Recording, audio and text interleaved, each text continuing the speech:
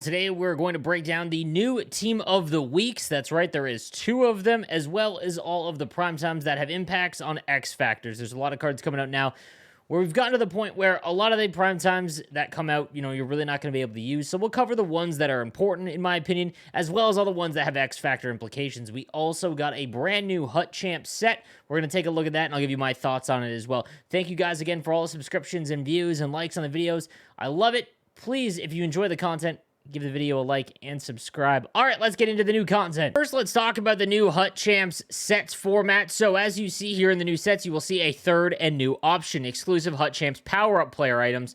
And you will see 2 new cards, just like you would every week. The 87 power-up Jeff Skinner and the 87 power-up Brandon Gormley, 2 extremely random players. But nonetheless, they cost 6 collectibles each. Now, where this differs from prior weeks is that 6 would get you an 87 overall player in past weeks. So if you go down here, we'll take a look just randomly at this 87 Cole Sillinger. It would cost you 6, but then you're locked into the 87 Cole Sillinger. But when you go and take a look at one of the cards, we'll take a look at Brandon Gormley, you'll get this 87, but you'll notice that there is now tiers instead of 5 separate cards. Honestly, this is an improvement, if only just the fact that there isn't 5 other cards in the collection, because I think that was just kind of a mess, but now they can just update the overall and keep it tied to a tier.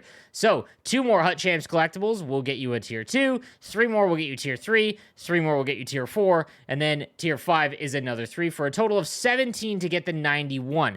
Now, I'm not going to lie, 17 for any just normal player. I mean, let's talk about the average player, and really, when you take a look at the Hut Champs format, I've said this many times, it really just isn't scaled correctly, because 11 wins is worth the exact same in collectibles as 14 wins, which obviously, if you've played Hut Champs over the course of the last 3 or 4 years, you know that 14 wins is significantly more difficult than 11.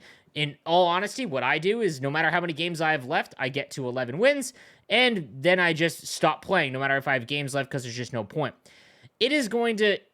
Now, that just really isn't worth it still, getting these cards. Honestly, there is no better value, and I've covered this in my prior videos, than doing this set. If you get 5 collectibles, I mean, that would take you 4 weeks to be able to get up to that 91. Now you'd be able to do it at your own pace. And let's say those cards are among some of your favorites. Okay, that makes sense.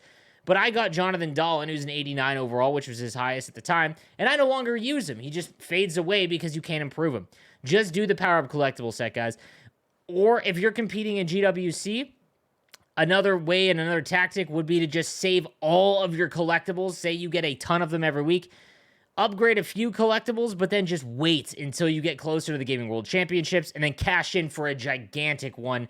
But if you're just the casual player, or you get to 11 wins, no problem, just do the power-up collectibles, guys. That's 5 power-up collectibles. I mean, this week alone, it was perfect, because all I did was I took my 5 power-up collectibles, I made 1 more, and I upgraded Mario Lemieux and Wayne Gretzky. It was just an awesome, easy way to do it. I do it every week, and when you take a look at my team, this is how you afford multiple X Factors. Almost all of my cards can upgrade, and the reason why I can afford it, I no longer spend money on the game.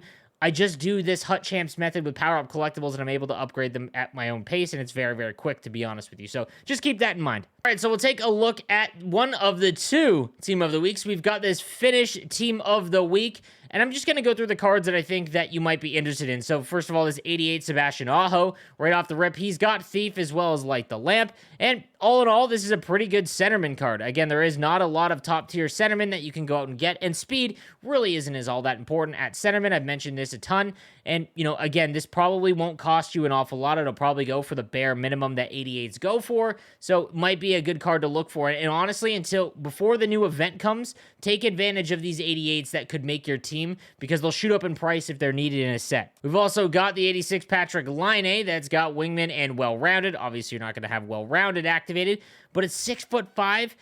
I mean, wing is very tough to use someone this slow. I probably wouldn't recommend it at all, but there are players that like to hold on to the puck for an awful lot, and 6'5" with big rig is just going to be awfully tough to knock off the puck. Then we've got the Alexander Barkov, 6'3", comes with wingman or applesauce. Obviously, you want to put wingman on him. Still just too slow. Barkov is not this slow in real life. It sucks because he's 6'3". I think that's what they do to, even it out. But, man, it just really limits the ability to use this card. He is a good centerman, perfect build, everything like that.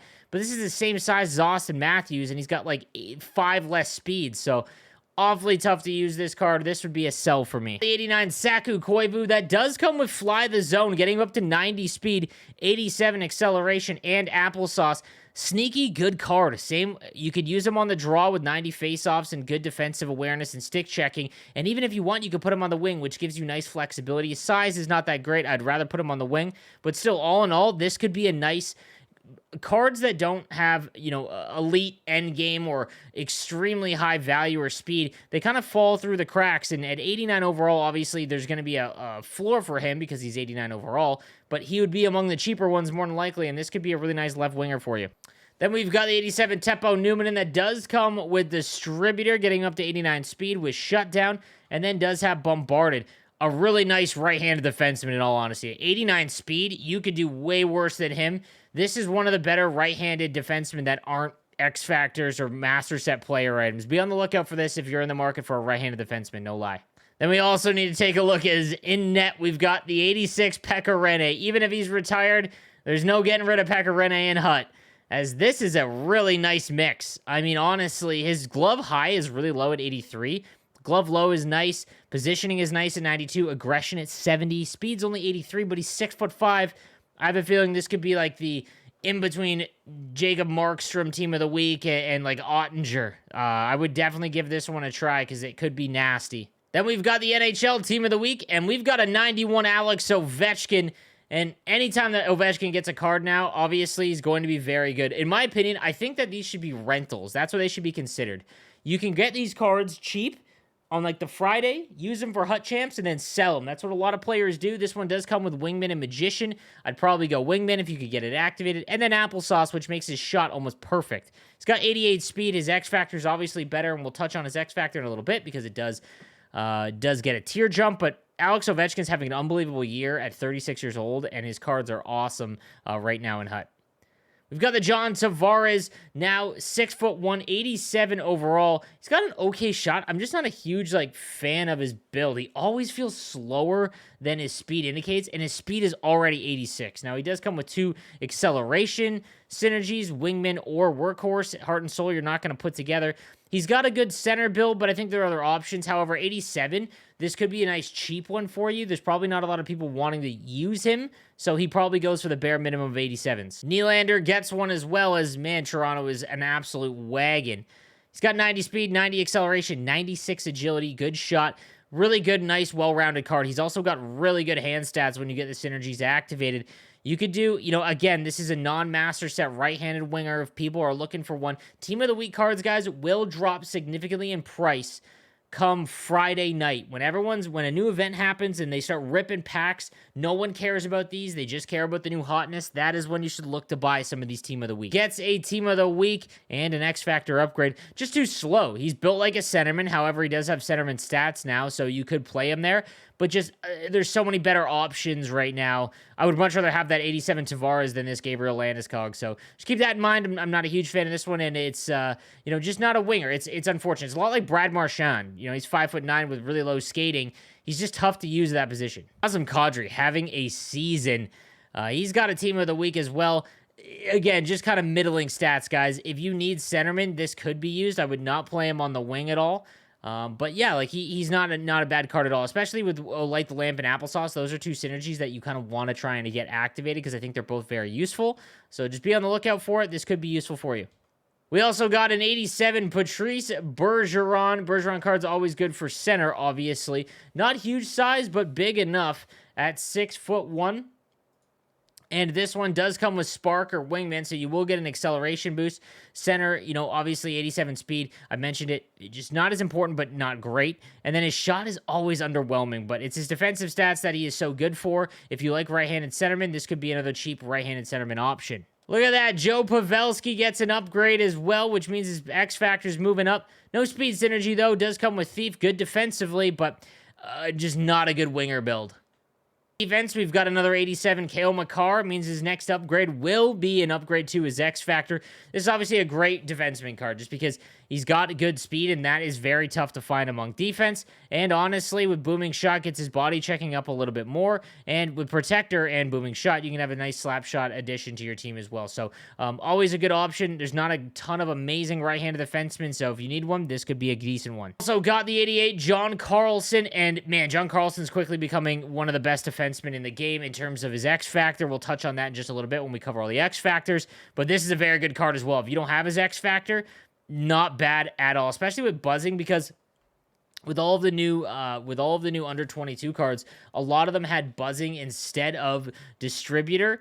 And it just, it's tough to activate buzzing. So if you can find more cards that have it, there you go. And then in net, we've got the 85 Tristan Jarry. Just stats are fine, but he's only 6'2", so this would be a pass. All right, now let's take a look at some of the new X Factors. Alex Ovechkin does jump up to a 91. However, he does not get his speed boost, but that means that his 92 will go up to 91 speed. His acceleration will as well get a bump up to 89. Not really anything good in terms of unlocking synergies. Tier 11 does get him Wingman, and, obviously nothing crazy there. That's really the only bump, but all of his other stats, his shot is basically maxed out now if you can do the upgrade. Carlson gets a bump as well, going from 87 to 88, and his speed does touch 90 now. He also gets Seeing Eye at Tier 10, which is a pretty good one if you can get wrist shots through. If they're screened. So if you take a lot of point shots, this could be nice, but his speed is nice, his size is great, defensively he's very good, and he's got 2 pretty good synergies as well. So John Carlson, like I said, becoming one of the best defensemen in the game in terms of his X Factor. Moving on to the 89 Alex Barkov, and now, like I said, he did get a new tier. The problem with Barkov is that he's rated so high and his skating is so low, so you have to do these tiers, but he doesn't even get a tier jump for 60,000 coins. He doesn't get a speed increase. So he has Fly the Zone. He's got 87 speed. But, at tier 10, he's just unlocking Heart and Soul. So this is a tough one. And at tier 9, it's tricky. Like, he has some of the worst zone abilities that you're just not going to use. His speed is so low. Like, I feel bad for Florida Panthers fans that love Barkov. Like, he is not god-awful, but the cost to get him is just so expensive. And the payoff is, not good at all. HUBERDEAU also gets a new tier on the back of a nice prime time. He's got a couple of decent tier 1 or first synergies in terms of Magician and Thief. And then he unlocks Bombarded at tier 10. His shot is already pretty good, but again, no speed synergies, and he's at 89. So a slower winger. However, I will say this, you put Thief on him, you could play him at center. He's got decent face-off rating as well as his defensive and stick checking will both be very good for center. You could play him at center if you have him untradeable and you get him up there. It's not awful. Rantanen moves up to an 88. His last tier, though, his new synergy is Heart and Soul. So he's got Thief, which is probably, or I would probably go Magician on this card because his agility and deacon would help him out. 6'4", it's tough. No speed synergies. Again, built like a centerman on the wing. For anyone that is a pro player, maybe Division 3 and above, this would be an okay card for you. But for any player that's in the bottom tier or below Division 3, it's just awfully tough to use a card that has no breakaway speed. You're never going to get free. It's just awfully tough. However, he does have some pretty good passing, and I like the tape-to-tape zone ability. Bergeron up to an 87, has Bombarded at tier 5, but then gets well-rounded, just not a very good one. However, does get a speed bump, which is kind of nice, and he's not super expensive at 87. If you have him untradeable, this is a very good centerman. There's nothing wrong with him. There's just other guys I'd rather have. I'd rather have Couturier, for example, or Kopitar, and they're around the same cost. His shot is just really rough for the investment you've got to make. Take a look at Landeskog's new tier. He does get Spark, but you want to put Fly the Zone on him. He's got 88 speed, which isn't bad at all. You can put Thief or Magician to improve his agility, and you do help him out quite a bit, but it's the same kind of situation as Bergeron. There's just not a lot to him, and he's playing wing, or a lot like Rantanen, sorry, and he's smaller. So this is one of the worst X Factor cards, in my opinion. So, if you have him untradeable and you've already invested, I guess he does get a speed bump at this next tier, but awfully tough. And then lastly for today, Little Joe does get a new upgrade, but there's no speed one. And honestly, if the next synergy, the next tier doesn't unlock a synergy for him that's speed, that's really tough. 84 speed without a speed synergy is just not usable at this point in the game. It's tough. If Landeskog's one of the worst, Joe is probably the worst currently. And lastly, let's take a quick look at some of the new prime times. Forsberg at 4 goals. Man, Duchesne couldn't get 1. Got booming shot and well-rounded. 2 of the synergies you're probably just not going to see activated quite a bit. However, I do like booming shot, to be honest. I think it touches some really good ones. 87 speed, 87 acceleration. Not a bad right-handed winger, but there's better ones that are going to be much cheaper for you.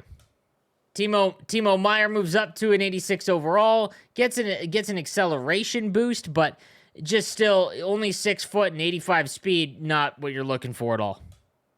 And then lastly, the 89, Jonathan Huberdeau. And this card could be kind of useful. I'd probably sell him because he is an 89. You probably get some decent money for him. But it's all going to depend on if you have the synergies activated. I don't think he's a very good winger for 89 overall. I think he could do much better. But still not bad at all. And like I said, I mean, I wish he had Thief on his prime time. You can't put him at... I mean, you could put him at center if you're good on the face-up, but you probably don't want to. All right, guys, that is going to do it for today's content. There was a lot. Let me know what you think in the comments section down below, and I will see you guys tomorrow. Have a good one.